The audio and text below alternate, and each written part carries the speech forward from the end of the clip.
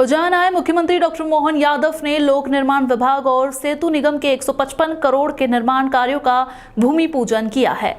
मुख्यमंत्री डॉक्टर मोहन यादव रविवार को सारे दिन उज्जैन में रहे। उन्होंने यहां अलग अलग कार्यक्रमों में हजारों महिलाओं से राखी बंधवाई, तो वहीं लोक निर्माण विभाग और सेतु निगम द्वारा आयोजित भूमि पूजन कार्यक्रम में शामिल हुए।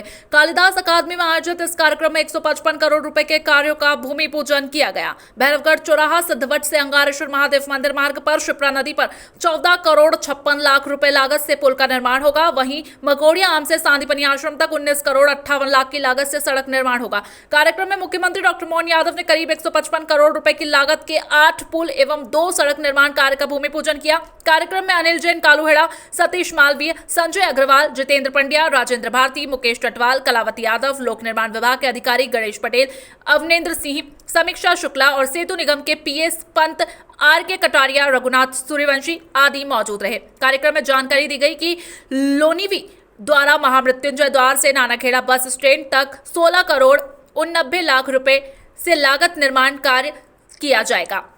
15 करोड़ 18 लाख की लागत से हरिफाटक से रिंग रोड पर शिप्रा नदी पर समांतर पुल निर्माण, मंगलनाथ कमेर रोड पर नाले पर मौजूदा पुल के समांतर 8 करोड़ 55 लाख रुपए की लागत से पुल का निर्माण, पिपली नाका से भैरवगढ़ मार्ग पर शिप्रा नदी पर पूर्व से निर्मित पुल के समांतर 2 लेन सड़क पर 14 करोड़ 51 लाख लागत से पुल निर्माण, नरसिंह घाट पर समांतर ब्रिज बनेगा, लगातार 10 करोड़ 40 लाख रुपए रहेगी।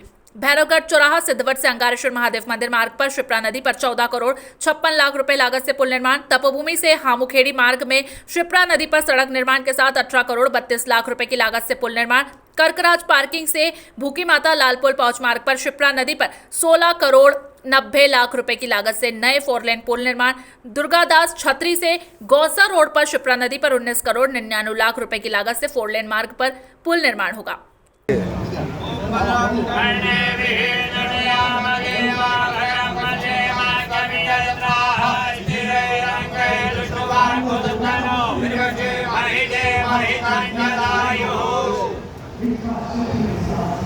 ठीक है,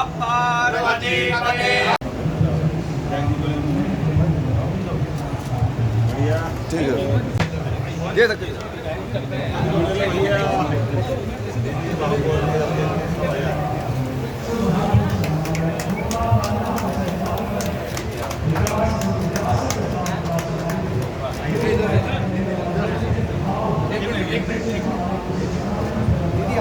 इस दौरान उन्होंने मंच से संबोधित करते हुए कांग्रेस नेता राहुल गांधी व पूर्व प्रधानमंत्री मनमोहन सिंह पर जमकर हमला बोला। मुख्यमंत्री ने कहा कि पुरानी सरकार और नई सरकार का काम करने का तरीका अलग है।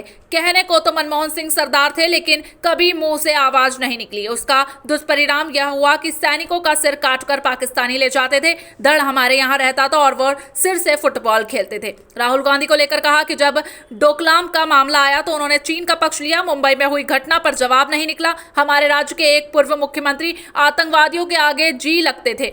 आज बदलते दौर में प्रधानमंत्री नरेंद्र मोदी जी का भारत है। एक घटना उरी में हुई जो सर्जिकल स्ट्राइक कर सैनिकों के माध्यम से घर में घुसकर मारने का काम प्रधानमंत्री ने किया। पाकिस्तान ने अभिनंदन को पकड़ने के बाद कई बार चर्चा करने का प्रयास किया, लेकिन मोदी जी ने कहा कि हमने आतंकवादी को मारा है, हमारे सैनिक को एक उंगली भी लगाई तो भारत पाकिस्तान का सीधा युद्ध होगा। पाकिस्तान की तीसरी गलती पर उसे सबक सिखाते हुए ऑपरेशन सिंदूर किया। और जनता की भावना का भी ध्यान रखना चाहिए। आज के इस अवसर पर बोलने के लिए तो और भी बहुत कुछ था, लेकिन थोड़े समय की कमी पड़ रही है। लाडली बहनों की राखी भी ऐसी बन रही है कि दोनों हाथ में जगह कम पड़ रही है। सारी बहनों को नमस्कार करता हूँ, सबको प्रणाम करता हूँ। जब मैं आपसे बात कर रहा हूँ तो घर घर तिरंगा, हर घर तिरंगा, ये नया अभियान भी यशस्वी प्रधानमंत्री के नेतृत्व में जोरदार अभिनंदन करे। हमारे अपने देश के प्रधानमंत्री ने जिस प्रकार का आप अंदाज लगा लो, पुरानी सरकार वर्तमान की सरकार, यशस्वी प्रधानमंत्री की सरकार का काम करने का तरीका क्या है, हमसे चर्चा कर लो। हमारे प्रधानमंत्री जी और सरकार और सेना ने कहा था आपके लोगों ने आके हमारे सैनिकों पे हमला किया है, आप कह रहे हो आतंकवादी है, तो हमने आतंकवादियों को मारा है। अभी हमारा तुम्हारा झगड़ा नहीं है, लेकिन अब की बार हमारा सैनिक आपने पकड़ लिया है। खबरदार, अगर हमारे अभिनंदन को एक उंगली भी लगाई तो भारत और पाकिस्तान के बीच सीधा युद्ध हो जाएगा और शाम को बगैर शर्त अभिनंदन हमारे पास आ गया।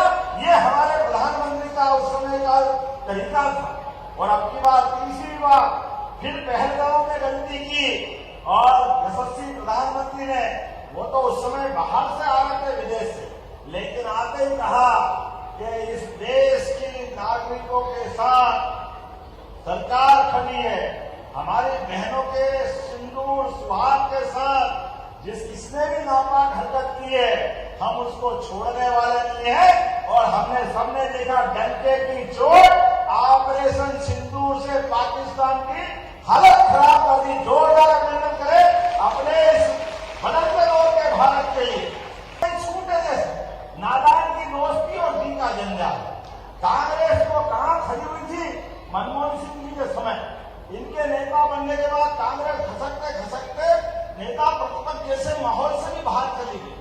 पूरे देश से कांग्रेस समाप्त हो रही। लेकिन भाई ये मानते नहीं, ये सेना को नहीं माने, ये सुप्रीम कोर्ट को नहीं माने। और दुर्भाग्य के साथ